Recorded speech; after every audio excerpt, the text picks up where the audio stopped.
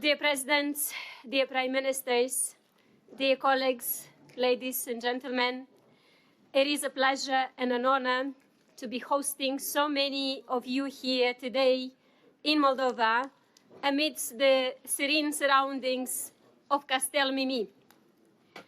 Its peace and tranquility are a sharp contrast to the violent war that's being fought just over our border. The biggest war on our continent since World War II, a war of choice launched by Russia, a war that brings us all together in our strong desire to restore peace on our continent.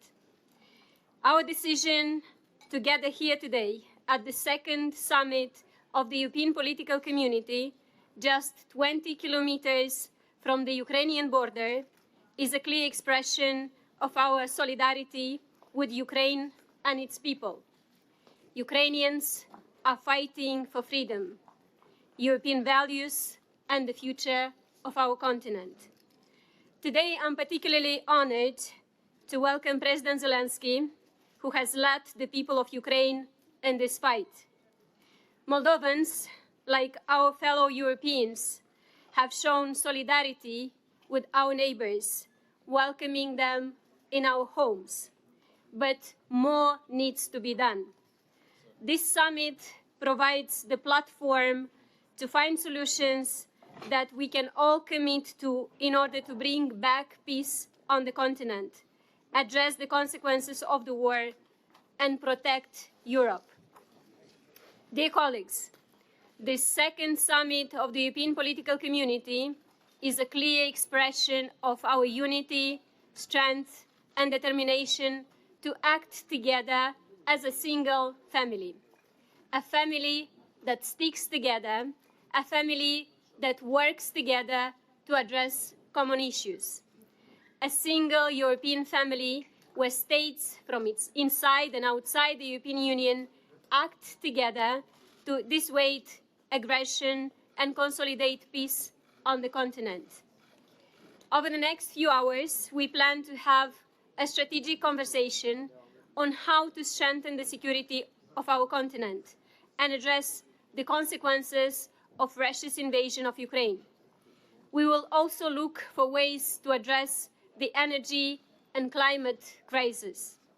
We all need to move forward towards a cleaner and more secure pan-European energy system. We all need to accelerate the energy transition, diversify our energy supply, and better protect our critical infrastructure and electricity grids. We all have a strong interest in improving connectivity among our countries. The importance of finding and committing to common solutions becomes very clear as soon as we think of what's at stake here if we don't do it. What's at stake for Europe, for the international rules-based order, for our citizens. We cannot accept that principles of sovereignty and territorial integrity do not matter anymore. We cannot accept that our citizens transform into refugees overnight as another country decides to invade a neighbor. We cannot tell our people, our businesses, that we have no certainty on energy supply. All of us have the right and the ability to shape our own destinies. For Moldova, that means being part of the free world, playing an active part in the European political community, joining the European Union, and working together to build a stronger Europe.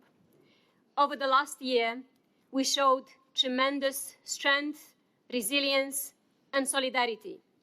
But we can do so much more together. The EPC can grow into a key platform for pan-European action, for security, for peace, for Europe. Thank you very much, and it's my pleasure to invite now President Zelensky to address the audience. Mr. President, please. Thank you very much.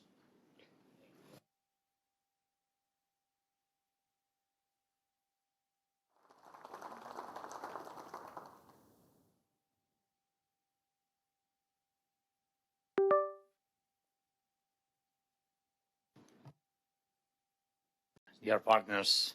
Today and every time we prepare and make decisions for the sake of our Europe, for the sake of our values, we must remember that every doubt we show here in Europe is a trench that Russia will definitely try to occupy.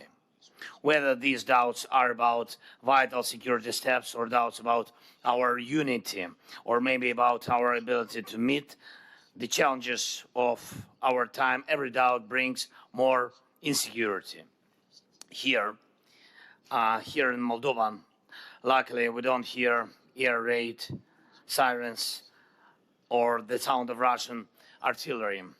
But not so long ago, Russia's rulers were unfortunately convinced that between the evil they brought to Ukraine and the occupation of Moldova, there were only a few days a week at most.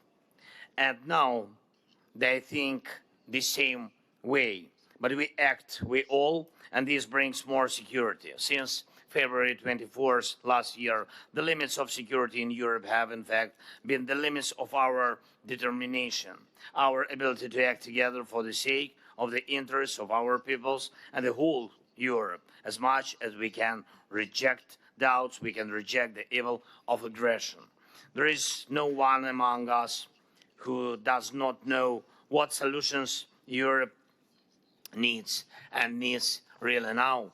The first is a full-fledged defense against Russian terror, both on the ground and, of course, in the sky. Russian missiles claimed the three more lives this night in our capital, in Kiev, 10 injured, 1 child killed, in addition to the hundreds killed by Russian terror earlier.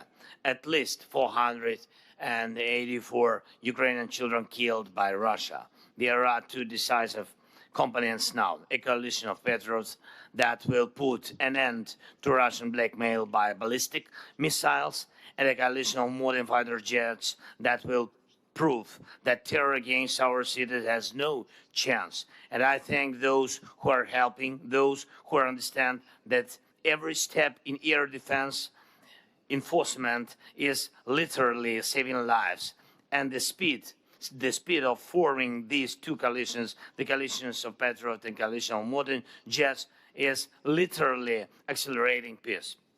The second is the full power of our unity. We do see who the aggressor is, and we see where the aggression is taking place. Russia is afraid of NATO, and it's true, and tries to swallow only those who are outside of the common security space. And Russia tries to live a frozen war on the territory of its neighbors if it fails to swallow the entire neighboring country. For example, why is the Russian contingent still in Transnistria? The Kremlin only needs it to unfreeze the attack on Moldova one day. How long will Europe tolerate this? This question is already more than 30 years old, and it is worth answering. There should be no place for any frozen or hot war on our continent. Recently, a Chinese journalist asked me why NATO, and the answer is very simple.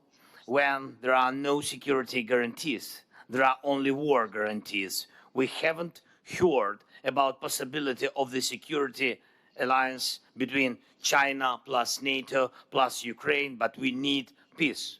We need just peace. That is why every European country that borders Russia and that does not want Russia to tear it apart should be a full member of the EU and NATO. And there are only two alternatives to this: either an open war or creeping Russian occupation. We see what is happening in Belarus. We see what is happening in Georgia. We see how these nations are being dragged, although in different ways, into the same state of lawlessness. But what do they see? If even Ukrainians, who are proving our commitment to freedom and the values of a united Europe with blood, have not yet heard a clear positive answer about joining the EU and NATO. The hopes of the others are becoming completely elusive. Think about this disappointment and the disappointment of both our soldiers who are fighting for freedom and those nations for whom our struggle in Ukraine is their hope.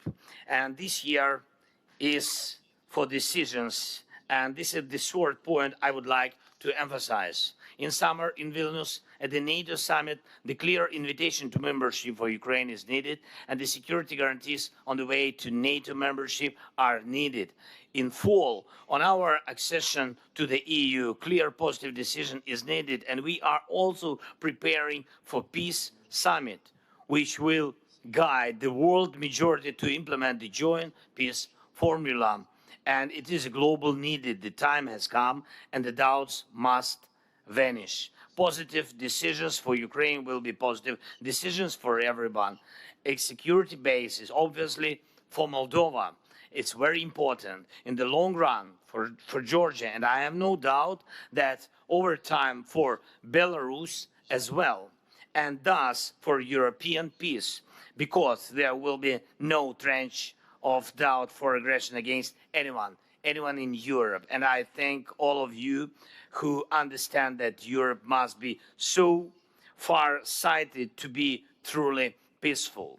The Ukrainian approach is obvious and the most open. We openly proposed the peace formula, and its points are obvious. We speak openly about the importance of NATO and the direct link between the reduction of our doubts and the expansion of our space of real security. We openly say that only a strong air defense, namely the coalition of Patriots, namely a coalition of modern fighter jets, can defeat Russian terror. And it's real life in which we each day live and fight. This is the openness on which our Europe is based. One of our main joint principles. These are facts, obvious facts, openness and honesty. Now we need decisions. Thank you very much for invitation. Maya, thank you very much to you for hosting us, and thank you for your attention. Long live Europe. Salute Moldova, slava Ukraini.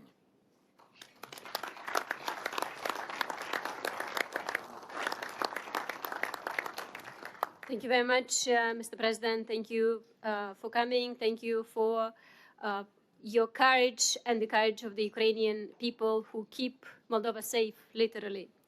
I would like to ask the President of the Council of Ministers of Italy, Giorgia Meloni, to take the floor, please.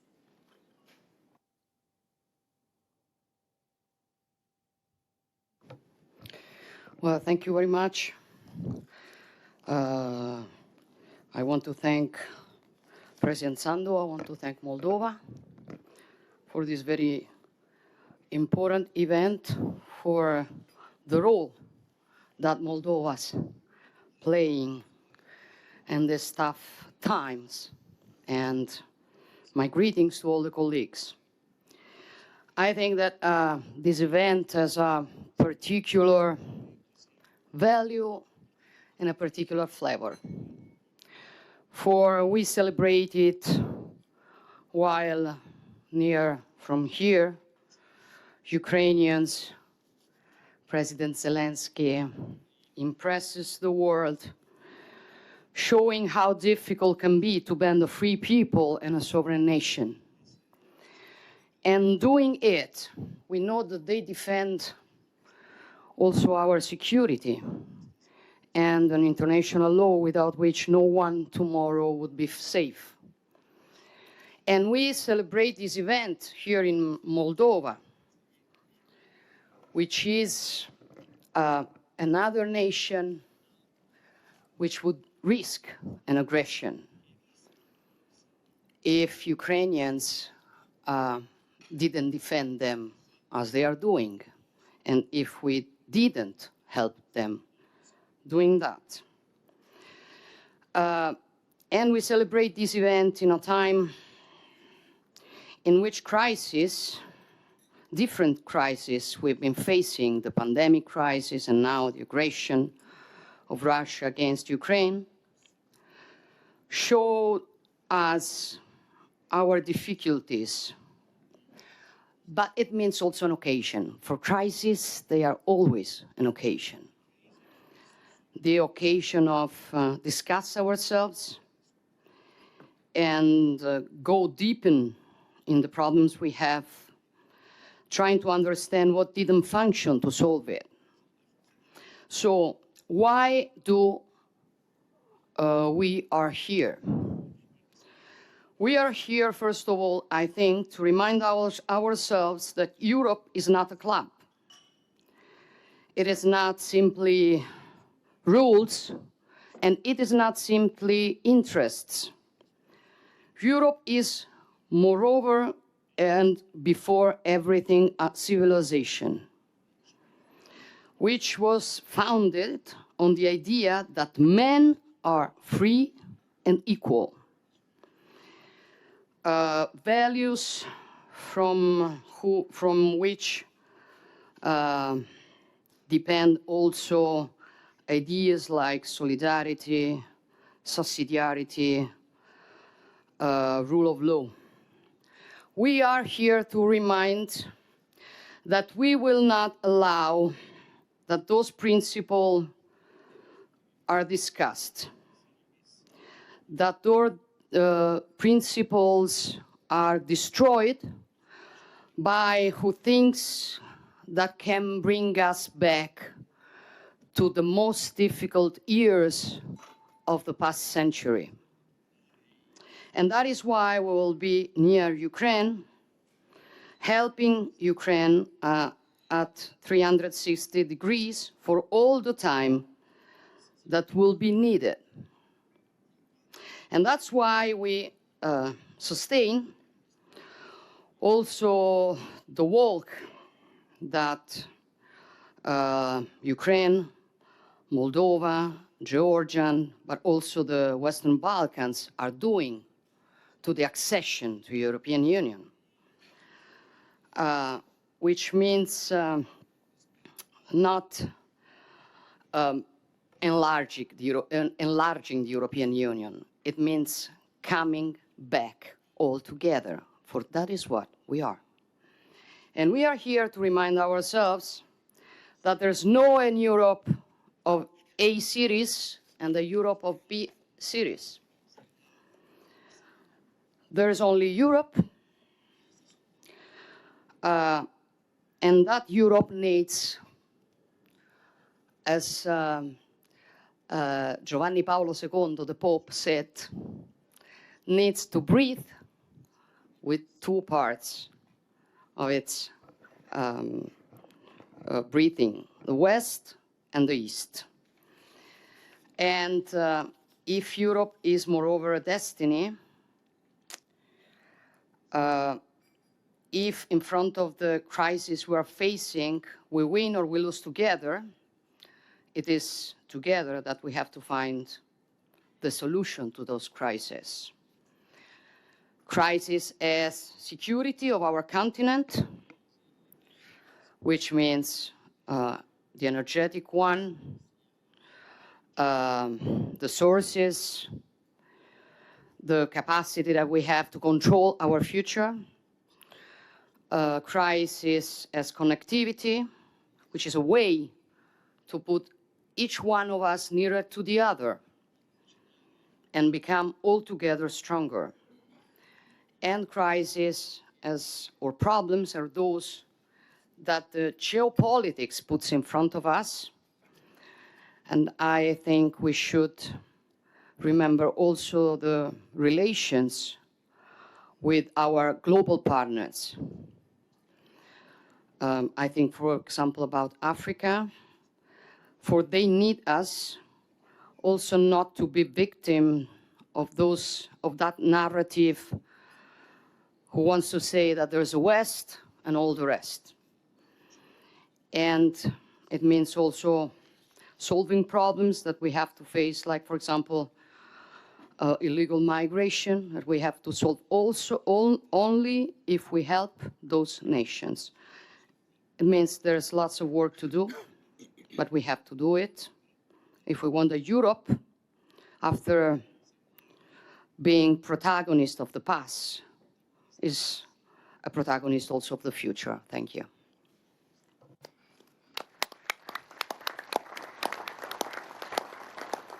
Thank you very much, Madam President. And now I would like to ask the President of Romania, Klaus Iohannis, to take the floor, please. Thank you, President Sandu, dear Maya, dear colleagues, ladies and gentlemen. It is with great pleasure that I take part in this second European Political Community Summit, especially as we are here in the Republic of Moldova. It speaks volumes for the European vocation of the Republic of Moldova and of the seriousness of its efforts for reforms necessary for the accession to the European Union. It also shows our focus on the entire eastern neighborhood and the Black Sea region. We must be increasingly aware of the geostrategic challenges to countries such as Ukraine and the Republic of Moldova. I would like to take this opportunity to welcome the presence of President Zelensky, dear Volodymyr, today. Mr. President, we are united in our solidarity and strong support for Ukraine and its people who are still viciously attacked by Russia. The military aggression against Ukraine is the most disruptive evolution of the post-Cold War era. It is our duty as the community of European democratic states to answer this historic call and fully support the most vulnerable of us. These states chose to step on a democratic path to protect their independence, sovereignty, and territorial integrity, echoing the values that have always cemented our fight for freedom and democracy. I thus praise the efforts of the leadership in Chișinău in addressing two major challenges, the one of reform in order to integrate with the European Union, and the other of countering hybrid threats aimed at derailing their stability and resilience. Romania has offered crucial support in coping with these challenges, sharing our expertise in European affairs to accelerate the reforms and start the EU accession negotiations this year, and providing substantial financial and sectoral assistance. The Moldova Support Platform, launched by Romania together with France and Germany, the new EU sanctions regime with the first listings of persons who act against its stability, and the new European Union Civilian Partnership Mission are concrete examples of our support. So let me say this to all the citizens of Moldova: you are not alone. The European Union and the other partners are here for the Republic of Moldova. Strengthening the Republic of Moldova also means consolidating the strategic resilience of Europe. What we need to do is make our support more visible to the citizens of Moldova. They need to see concrete improvements in their day-to-day lives. This is crucial for the success story of the Republic of Moldova. Dear colleagues, dear President Zelensky, our summit needs to powerfully reaffirm our unwavering support for Ukraine and its people in defeating the Russian aggression and rebuilding a peace founded on the principles of the United Nations Charter. It should also be a reflection of our joint capacity to advance peace, stability, and democracy in Europe and beyond. Thank you. I wish you all success. Thank you very much, Mr. President. And now I would like to invite the Prime Minister of the Netherlands, Mark Rutte. Mr. Prime Minister, the floor is yours. Thank you so much. Dear friends, our meeting today in Moldova speaks volumes. That country borders on Ukraine, and here the Russian threat is palpable. Maya, Russia tries to undermine the Moldovan people's sense of freedom and security with, as you know, cyber attacks and hybrid threats. And this highlights the widespread impact of the war. We are all deeply impressed by your resilience, of you and your people, and also by your personal leadership. You are, can I say, an example to us all, and we are very happy to be here. And thank you for organizing in these extraordinary times this meeting. Thank you so much.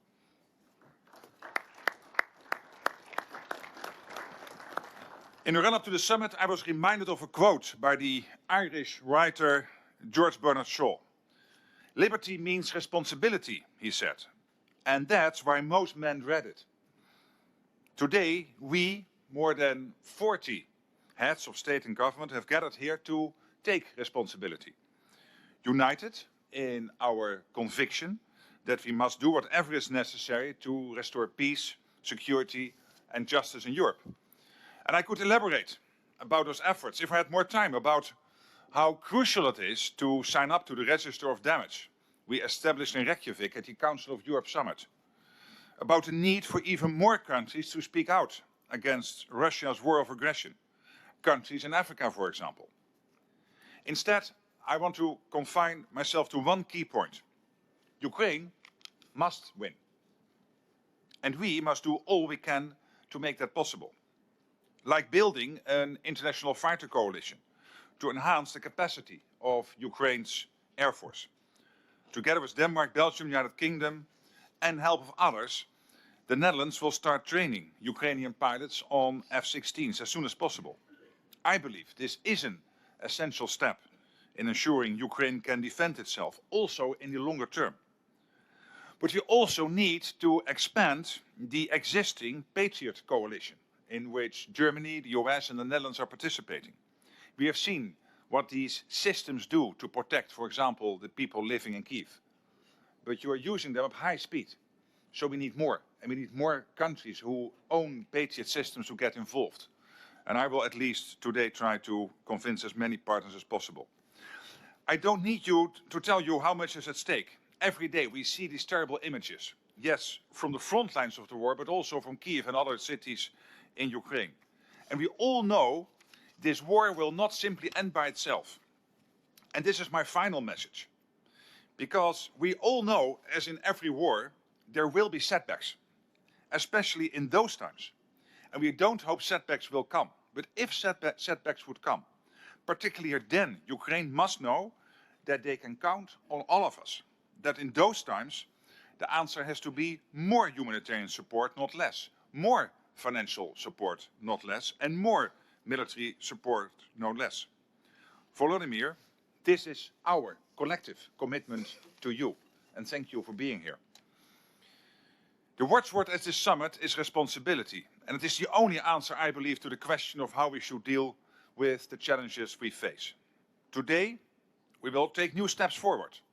Yes, we are taking responsibility because Ukraine must win this, and I am absolutely convinced Ukraine will win. Thank you all.